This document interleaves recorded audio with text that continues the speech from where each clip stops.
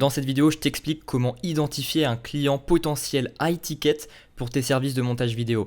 Aujourd'hui, avant de te mettre à prospecter plein de créateurs, plein de personnes qui rentrent dans ton client cible, est-ce que ces personnes-là, déjà, ont le budget pour ton service, feraient des clients pertinents pour ton offre high ticket, ton offre de growth en montage vidéo? Eh bien, en suivant les critères que je vais te partager dans cette checklist, tu pourras t'en assurer et donc de cette manière gagner du temps sur ta prospection et être plus efficace. Si tu prospectes, je sais pas, 50 personnes par jour, eh bien si ces 50 personnes par jour, il y en a 40 qui de base sont pas qualifiées, tu as perdu ton temps sur 40 personnes parce que tu n'as pas réussi à identifier qu'elles n'étaient pas qualifiées. Et grâce à ces questions, tu vas savoir si oui ou non elles sont qualifiées par rapport à tous ces critères. Donc, commençons par le premier critère, la personne que tu contactes pour lui proposer tes services de monteur vidéo, est-ce que déjà elle a un business? Parce que si elle n'a pas de business, comment elle va te payer? Typiquement, ceux qui sont influenceurs, qui font du contenu sur Twitch, ils n'ont pas vraiment un business, ils sont rémunérés par la plateforme, mais donc c'est en dents de scie, mais donc s'ils n'ont pas de stats, ils font pas d'argent. Donc, est-ce qu'on peut dire vraiment qu'ils ont un business? Dépendamment de à quel point ils sont gros ou pas forcément. Donc tu dois t'en assurer. S'ils ont un business, et tu vas voir comment tu l'identifies après, oui, let's go, feu vert, tu peux contacter, ok? Dans la mesure où tout le reste, c'est pas du rouge. Mais s'ils n'ont pas de business, là déjà c'est un red flag. Donc, est-ce que le client potentiel a un business? Ensuite, deuxième critère, est-ce qu'il fait de l'argent avec ce business? Ça c'est pareil, c'est super important. Si il a un business mais que son business ne fait pas d'argent, déjà est-ce que c'est vraiment un business et surtout comment il te paye? C'est le même principe. Donc c'est un des facteurs que tu dois aussi prendre en compte. Comment tu sais s'il fait de l'argent ou pas? On va le voir dans les autres critères. Tac, le troisième, est-ce que son business est dépendant de sa création de contenu?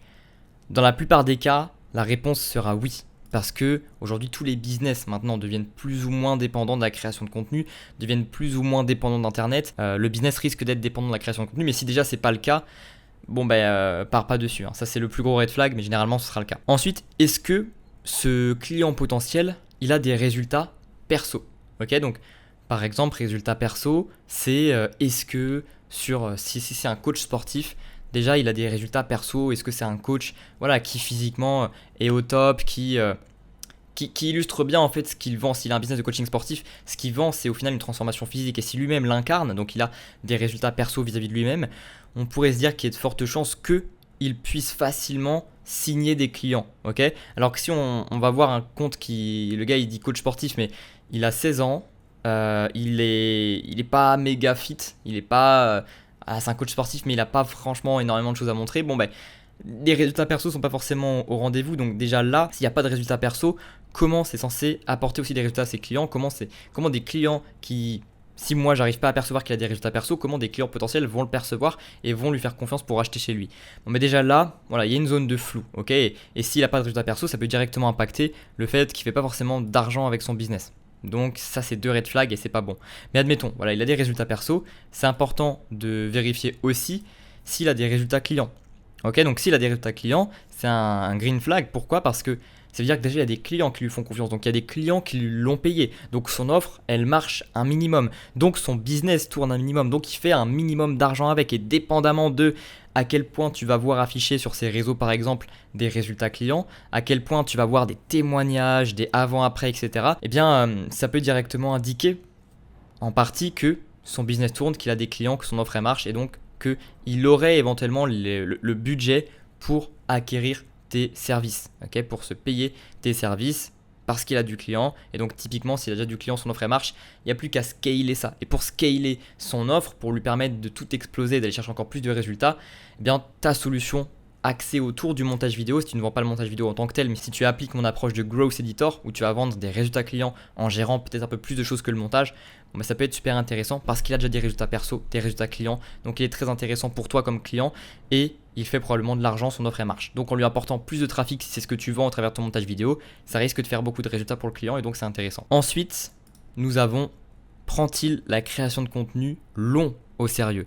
Généralement, ceux qui ont admettons du short form content et qui ont du YouTube à côté et qui prennent la création de contenu YouTube au sérieux, c'est quand même big faire des vidéos YouTube. Si en plus ils ont des miniatures, etc. Tu vois, le truc qui est vraiment travaillé, c'est que potentiellement la personne est en place, la personne a une offre, ça tourne, ça fait du chiffre, il a un vrai système autour de la création de contenu, donc généralement il ne le fait pas pour rien, tu vois. Il y a toujours quelque chose à retirer, enfin quand une personne a un vrai système et qui prend vraiment sa création de contenu au sérieux, c'est que derrière il y a une machine qui permet d'entretenir ça.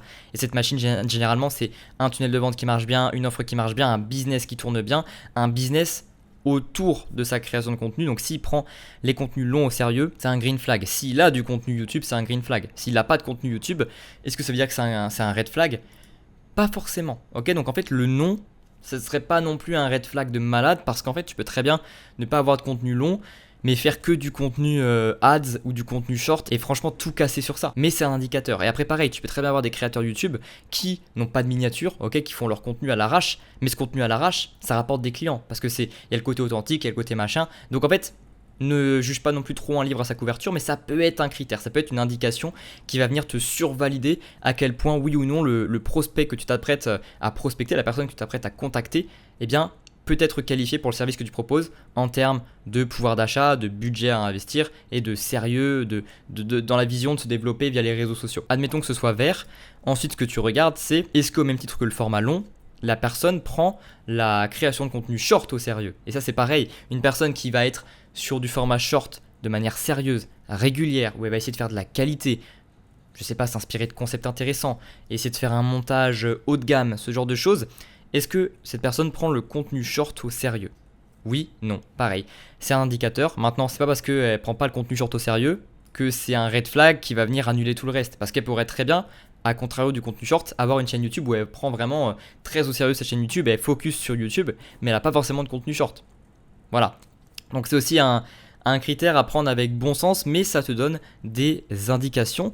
Et maintenant, admettons que voilà, tout soit green flag. Une question extrêmement importante à se poser, c'est est-ce que la personne a besoin d'un monteur vidéo? Concrètement, est-ce que avoir un monteur vidéo dans son business, ça va lui apporter des résultats? Plus de résultats, ça va être rentable. Si oui, let's go, green flag.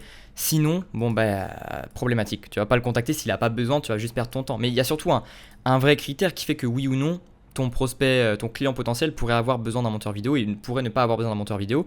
Ce critère-là, c'est est-ce qu'il a déjà un monteur vidéo? Et là, pour le coup, s'il a déjà un monteur vidéo, à moins d'être meilleur que ce monteur vidéo-là et de venir avec une meilleure proposition de valeur, en fait, tu vas juste perdre ton temps. Soit il va te dire j'ai un monteur vidéo au mieux, soit il va rien te dire du tout en fait. Moi, je sais que j'ai beaucoup de clients, ils sont prospectés de toutes parts par des monteurs vidéo. Alors bon, déjà leur prospection n'est pas forcément la meilleure. Donc ça explique en grande partie pourquoi il n'y a pas de réponse, mais en fait surtout ils bossent avec moi. Et vu que de mon côté je me vois en tant que growth editor et que je fais bien mon job, ils n'ont pas de raison de changer, même si je suis plus cher. Mais donc, regarde ça. Est-ce qu'ils ont besoin vraiment d'un monteur vidéo dans leur activité? Et est-ce que, surtout, ils n'en ont pas déjà un en fait? Et s'ils en ont déjà un, est-ce que tu estimes pouvoir faire mieux que lui et donc amener vraiment une proposition de valeur intéressante? Dans ce cas-là, voilà, te ferme pas à prospecter la personne. Dans le doute, ça se trouve, il y a un beau montage vidéo, mais c'est la personne qui le fait aussi. Donc dans le doute, voilà, t'es pas obligé de te fermer. Mais si c'est obvious que la personne n'a pas besoin de monteur vidéo ou c'est obvious que la personne a déjà un monteur vidéo, pose-toi la question. Pose-toi la question. Mais maintenant, encore une fois, j'ai prospecté des personnes qui avaient un monteur vidéo, mais bon timing en fait, elles venaient de le lâcher ce monteur vidéo, ou le monteur vidéo venait d'arrêter la collab. Et moi je suis arrivé au moment où il n'y avait plus de monteur vidéo et bam, parfait timing, j'ai bossé avec ces clients-là. Donc c'est celle-là, voilà, c'est si tu es vraiment sûr qu'il n'y a pas besoin de monteur vidéo pour tous ces critères-là, bon, c'est un red flag. Dans ce cas-là, peut-être perds pas ton temps et va prospecter d'autres personnes pour qui tu es plus en confiance quant au fait qu'ils ont besoin d'un monteur vidéo. Par contre, si tu sais que voilà, il y a besoin d'un monteur vidéo, pour le coup, la personne a besoin, t'es pas sûr quant au fait qu'elle a déjà un monteur vidéo, ou si elle a un monteur vidéo, tu sais que tu peux apporter plus. Bon elle a besoin d'un monteur vidéo, en l'occurrence elle a besoin de toi en tant que monteur vidéo, en tant que growth editor si tu proposes d'autres choses, oui. Et là ça peut être intéressant. Donc voilà un petit peu la checklist de prospection, les différents points sur lesquels tu devrais vraiment t'assurer que c'est respecté. Et auquel cas si c'est respecté, let's go, tu envoies le message. Et au moins ça te permet de ne pas perdre ton temps avec des prospects qui au final ne sont pas qualifiés parce qu'ils ont des red flags dans le tas. Et dépendamment du degré et de l'importance de ces red flags, tu vois, ça se trouve, ça va te donner une indication comme quoi, même s'ils te répondent, tu sais que tu vas rien pouvoir faire avec ces personnes. Parce qu'ils n'auront pas le budget dépendamment des red flags, parce que au final ton offre ne va pas les intéresser dépendamment des red flags, etc. Donc tu es efficace, tu prospectes les bonnes personnes, quitte à prospecter un peu moins de personnes, mais tu prospectes en qualité, et ça c'est vraiment important, tu apportes une vraie valeur dans ta prospection, et bien ça, tu ne vas pas le faire avec tous les créateurs du coin. C'est bien d'apporter de la valeur, mais si tu apportes de la valeur à un coach sportif qui vient de se lancer, qui a 200 abonnés, qui a son business en salle de sport, mais qui n'a pas de business qui tourne vraiment sur Internet, pourquoi il irait te payer? Ok, c'est cool, tu lui as délivré de la valeur. Mais derrière, dans tous les cas, il n'est pas qualifié pour ton offre. Donc tu as délivré de la valeur dans le vent. Tu vas rien en retirer. Check bien ces aspects-là. Voilà, j'espère que ça t'aura aidé. Et nous, on se retrouve dans une prochaine vidéo.